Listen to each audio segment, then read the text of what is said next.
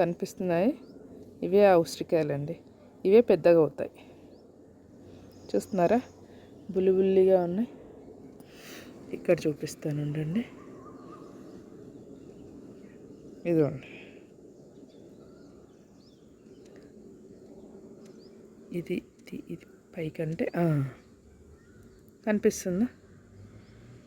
ఈ ఉసిరినండి, ఇవే పెద్దగా అవుతాయి. చూసారా, దీనికి చిన్న కంటైనర్ అనే చెప్పొచ్చు. కాస్త పెద్ద దాంట్లో పెడితే ఇంకాస్త బాగా వస్తాయి. దీనికి ఎప్పటికప్పుడు బలం పోషణ ఇస్తూ ఉండాలి, లేకపోతే పూత అంతా రాలిపోతుంది. పూత చాలా బాగా వస్తుందండి. ఇట్లా చూడండి, పూత చాలా బాగా వస్తుంది. దీని బోన్సాయి కూడా రెడీ చేద్దాం అనుకున్నాను, కానీ చిన్న మిస్టేక్